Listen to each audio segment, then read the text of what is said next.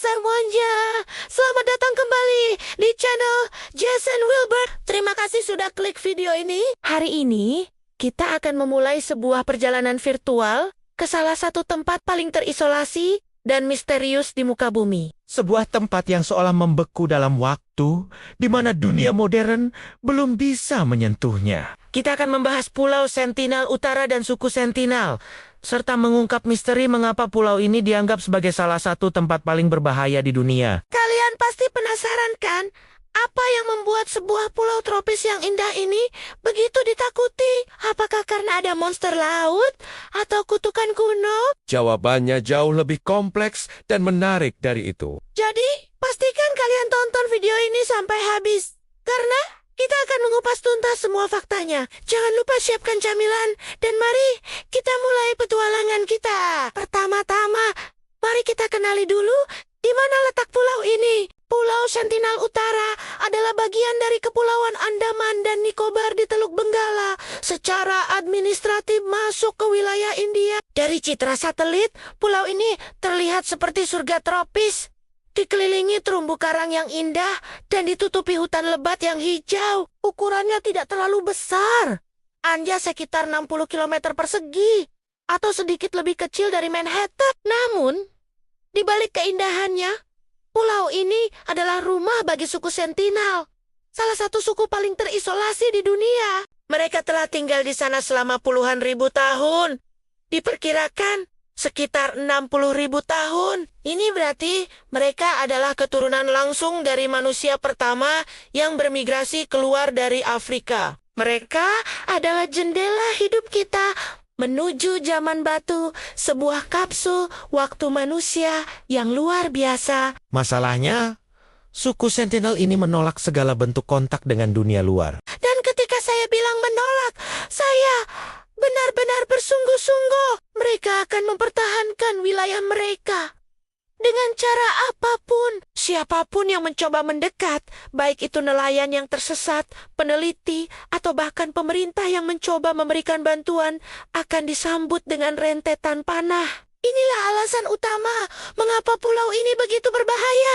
Penduduknya sangat protektif dan memandang orang luar sebagai ancaman. Sejarah mencatat banyak sekali upaya kontak yang berakhir tragis. Pada abad ke-19, seorang perwira angkatan laut Inggris bernama Maurice Fidel Portman pernah mendarat di pulau itu. Dia dan timnya berhasil menculik sepasang orang dewasa dan beberapa anak. Namun, orang dewasa yang mereka bawa jatuh sakit dan meninggal tak lama setelah dibawa pergi dari pulau. Anak-anak yang tersisa kemudian dikembalikan ke pulau dengan membawa hadiah. Tidak ada yang tahu apa dampak dari kejadian ini. Tapi bisa jadi inilah awal mula trauma dan ketidakpercayaan suku Sentinel terhadap orang luar. Insiden yang lebih modern juga terjadi. Pada tahun 1981, sebuah kapal kargo bernama Primrose terdampar di terumbu karang Pulau Sentinel. Para kru kapal melihat sekelompok orang di pantai membawa tombak dan panah, bersiap untuk menyerang. Mereka terjebak di kapal selama berhari-hari, ketakutan sebelum akhirnya berhasil diselamatkan oleh helikopter. Bangkai kapal Primrose itu bahkan masih bisa kita lihat sampai sekarang di Google Maps, menjadi pengingat bisu akan bahaya di pulau itu. Setelah tsunami dahsyat tahun 2004 yang melanda Samudra Hindia, pemerintah India mengirim helikopter untuk memeriksa kondisi suku Sentinel dan menawarkan bantuan. Namun, apa yang mereka dapatkan? Seorang prajurit Sentinel muncul dari hutan dan menembakkan panah ke arah helikopter. Ini adalah pesan yang sangat jelas. Kami baik-baik saja. Tinggalkan kami sendiri. Sikap ini menunjukkan betapa kuatnya keinginan mereka untuk tetap hidup mandiri tanpa campur tangan dunia luar. Kasus yang paling baru dan menghebohkan terjadi pada tahun ke-2018. Seorang misionaris Amerika bernama John Allen Shaw dengan niat untuk menyebarkan ajaran agamanya secara ilegal pergi ke Pulau Sentinel. Dia menyewa nelayan lokal untuk membawanya ke dekat pulau. Meskipun sudah diperingatkan akan bahayanya, dia tetap nekat mendekat. Dalam beberapa kali upaya kontak, dia disambut dengan panah. Pada upaya terakhirnya, dia tidak pernah kembali. Para nelayan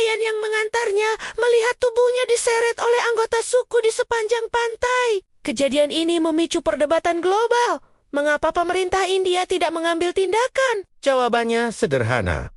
Untuk melindungi suku Sentinel itu sendiri, pemerintah India telah menetapkan zona eksklusi sejauh 5 km di sekitar pulau. Mendekati pulau ini adalah tindakan ilegal. Aturan ini bukan hanya untuk melindungi pengunjung dari serangan, tetapi yang lebih penting untuk melindungi suku Sentinel dari dunia luar. Kalian harus ingat, karena hidup dalam isolasi total selama ribuan tahun, suku Sentinel tidak memiliki kekebalan terhadap penyakit umum yang bagi kita mungkin hanya flu biasa, seperti campak atau influenza. Penyakit ini bisa menjadi wabah mematikan yang dapat memusnahkan seluruh populasi mereka dalam sekejap. Kontak dengan dunia luar, sekecil apapun, bisa menjadi hukuman mati bagi mereka. Jadi, sikap berbahaya mereka sebenarnya adalah mekanisme pertahanan diri yang paling efektif untuk bertahan hidup. Jadi, ketika kita menyebut Pulau Sentinel berbahaya, kita harus melihatnya dari dua sisi. Berbahaya bagi orang luar yang nekat mendekat. Tapi kontak itu sendiri jauh lebih berbahaya bagi kelangsungan hidup suku Sentinel. Mereka bukan suku yang jahat atau primitif dalam konotasi negatif. Mereka adalah sekelompok manusia yang telah berhasil mempertahankan cara hidup, budaya, dan kemandirian mereka selama puluhan ribu tahun di tengah gempuran dunia modern. Mereka adalah bukti nyata dari ketahanan dan adaptasi manusia. Keberadaan mereka mengajarkan kita sebuah pelajaran penting tentang keragaman budaya dan hak untuk menentukan nasib sendiri. Di dunia yang semakin terhubung ini, masih ada satu sudut kecil yang memilih untuk tetap tidak terhubung. Dan kita harus menghormati pilihan itu.